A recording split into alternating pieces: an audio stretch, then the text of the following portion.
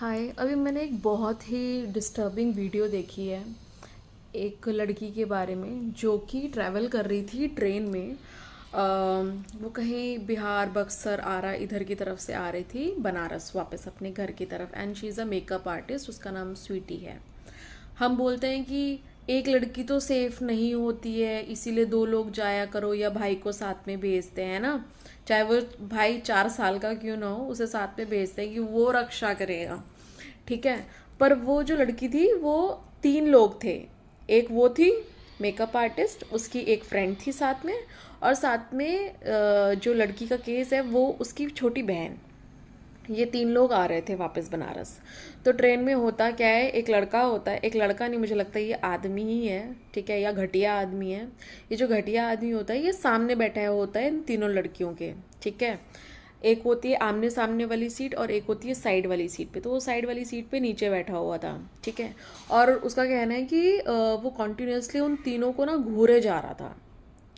अब आप लोग जानते हो, घूरना चाहे लड़की लड़के को घूरे या लड़का लड़की को घूरे, दोनों ही चीज़ में आपको एम्बैरेसिंग, ऑकवर्ड और स्ट्रेंज फीलिंग आएगी ही आएगी, राइट। वो चीज़ भी उसके साथ हुई। थोड़ी देर बाद वो लड़का साइड वाली ही सीट में, जो अपर वाला होता है ना, अपर केस में जाके लेट जाता है। अब वो वहाँ पे जाके लेट जाता है, कॉन्टिन्यूसली वो वही कर रहा होता है, तीनों को घूर रहा होता है, घूर रहा होता है।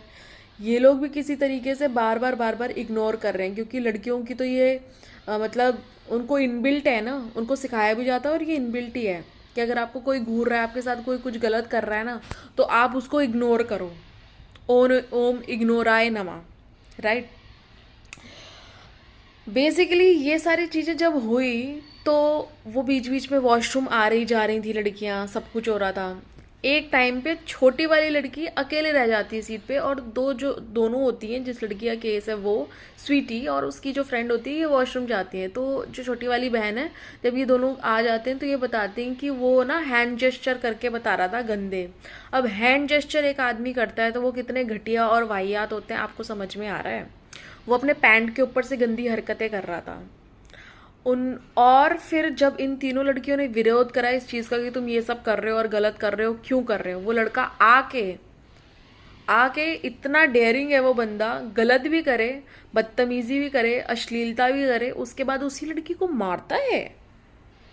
आप समझ रहे हो, आप विरोध करोगे तो सामने वाला आपको मारेगा, इतनी उसकी औकात है। इन लड़कियों ने फिर बोला कि अच्छा, तो तुमने मुझे मारा और ये सब। उसके बाद वो लड़का बोलता है, मतलब उल्टा चोर पोत कोतवाल को वो वाला केस हुआ है।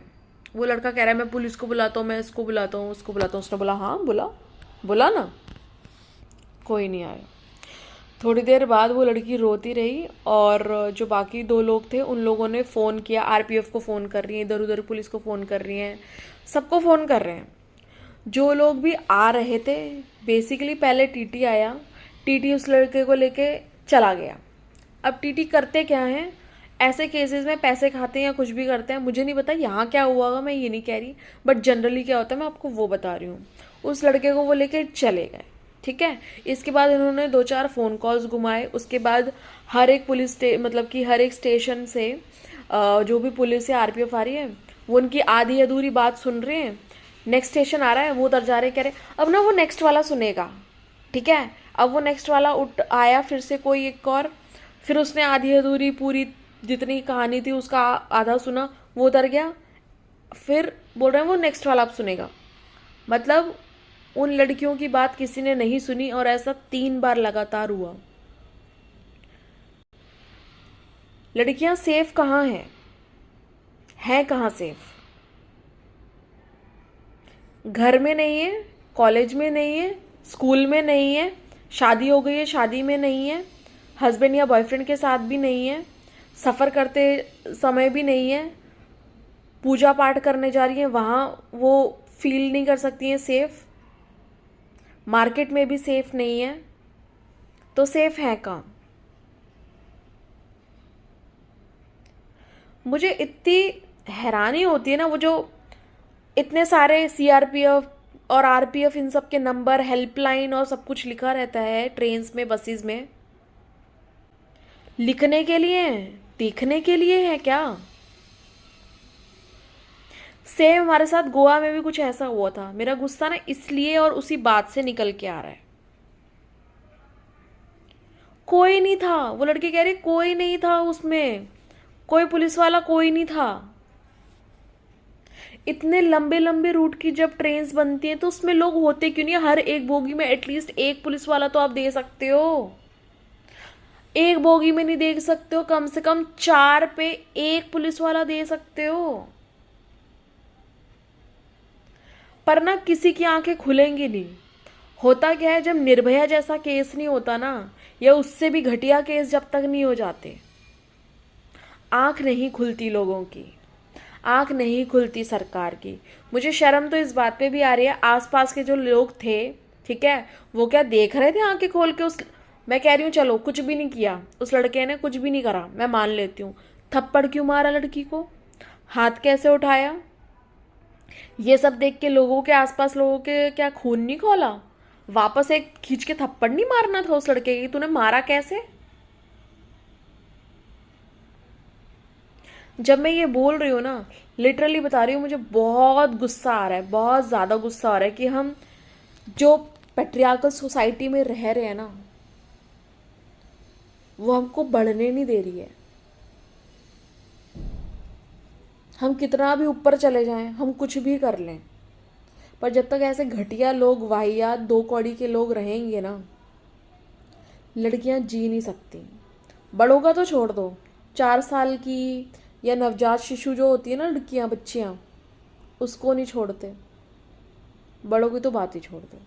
और हाँ, मैं उस बेशरम लड़के का फोटो ज़रूर डालूंगी, सबको दिखे तो वो बेशरम लड़का दिखता कैसा है।